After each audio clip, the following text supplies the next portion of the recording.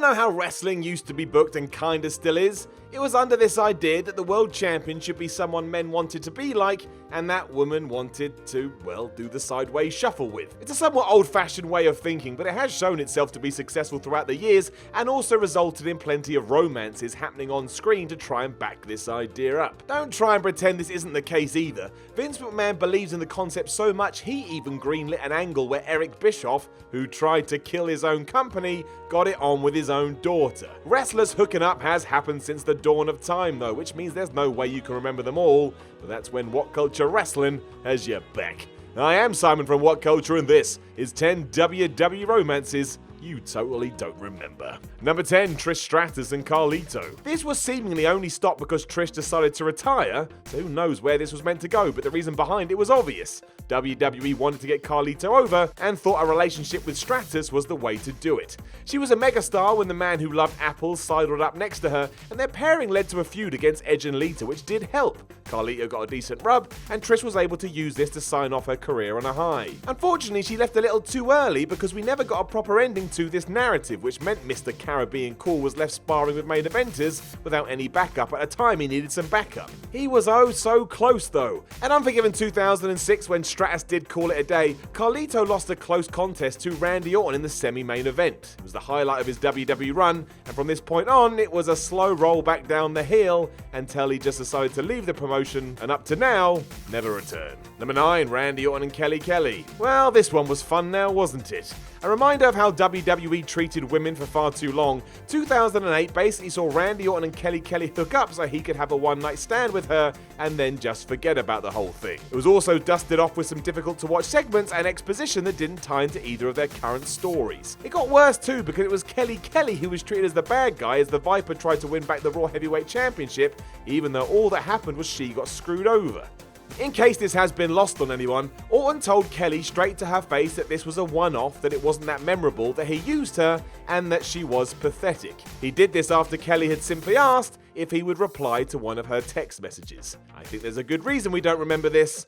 Let's leave it be again. Number 8, Sunny and Billy Gunn. Sunny managed so many tag teams in 1996 you would have thought she just owned the division. Jumping from the Body Donners to the Godwins and then the Smoking Guns, wherever she thought the titles would end up is where she would head. Sunny must have loved it, mind, as the matches that were happening in the mid-90s were so forgettable she was always the centre of attention. WWE realised this and decided to jump in with both feet, which is why a relationship angle was booked between her and Billy Gunn after she started taking care of his team. It was this attraction that sparked Gunn's heel turn that spring and led the team all the way to the top, but it was also responsible for Billy and Bart's split that fed into the total implosion of the unit in September. She had little interest in Gunn once the duo lost their championships to the British Bulldog and Owen Hart, and his puppy love for her ruined their rematch the following month. He just couldn't get her out of his head. Number 7, John Cena and Mickie James. One of several times a real-life couple was played out on screen, Mickie James and John Cena had dated in real life before hints at their romance were made public through bizarre backstage vignettes.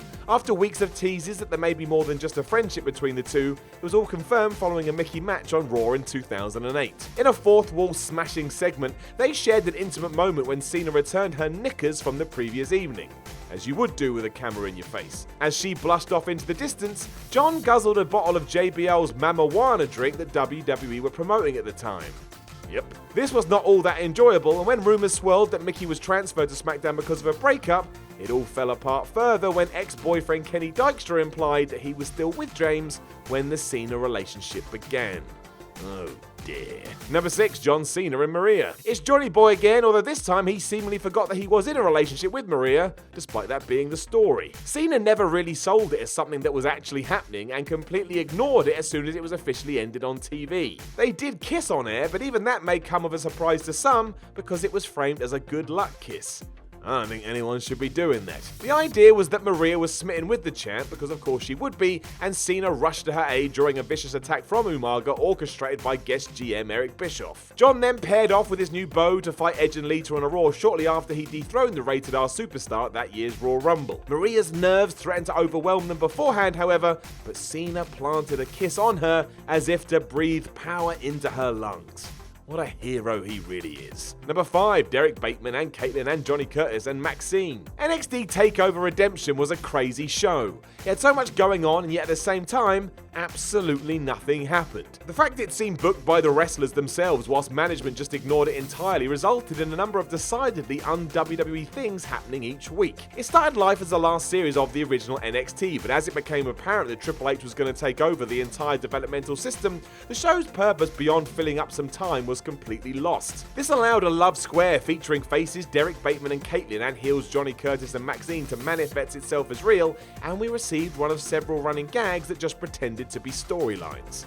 Maxine was first with Bateman even though they both seemed to hate each other, which opened up the door enough for Curtis to try and sneak in. We'll never know what the deal was meant to be because Papa Trips took over and changed the game, but boy howdy was this nuts for a while. Number 4, Daniel Bryan and Gail Kim. In short, Vince McMahon thought it would be funny to see 3 then WWE divas fight over Daniel Bryan, so made a story out of it. That's all you need to know, unless you'd also like the info that the reason Bryan was chosen is because of how he looked, and that he was a vegan. You tell me. I'm sure Daniel doesn't mind too much in hindsight because it led to his marriage with Brie Bella, but on TV, her, Nikki and Gail Kim were all vying for his attentions, with the latter winning him over to begin with. This was meant to be amusing, remember? Because it wasn't, the whole thing just got canned. So they got together just because, and they split up just because. You could argue that's the most realistic storyline WWE has ever told, but it was also a giant waste of time on a program that is meant to be filled with twists, turns, and tales of the unexpected. This was just a man and a girl dating for a bit. Whoop-de-flippin'-do. Number 3, Lillian Garcia and Viscera. If your first response to that title was, "The hell?" Don't worry, you're in good company. Just know that it was really, really, really awful. An Attitude Era storyline that snuck into proceedings in 2005, nothing about it was any good, and in fact, was super dumb at every turn. Forging an unlikely relationship after Viscera dubbed himself the world's largest love machine, it built to a marriage proposal at July's Vengeance pay-per-view.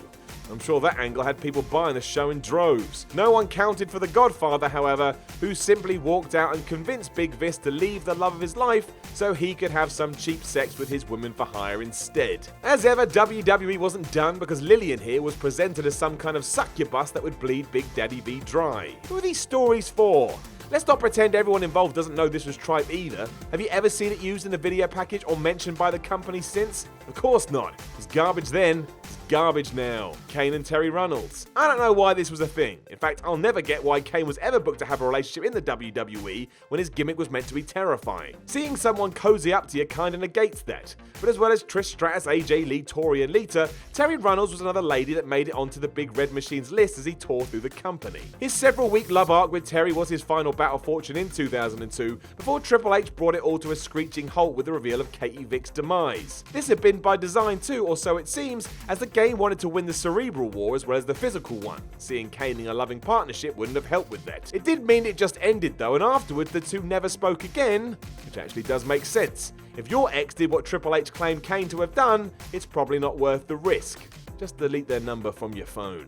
Number 1, Ted Dibiase and Maryse. If you do remember this, it's only because you were one of the select few that clung on to WWE's in-house belief that the son of the $1 Million Man had a half chance of making a few bob himself as the company's top star. Ted Dibiase did have something to him, but the systems just weren't in place at the time to make a star underneath the permanent main event presence that was John Cena. It didn't help that WWE desperately wanted him to be his dad, right down to bringing Virgil back in 2010. When nothing else was clicking, someone made the call to have Maryse cling to his arm, which ties back into our analogy at the start of the video.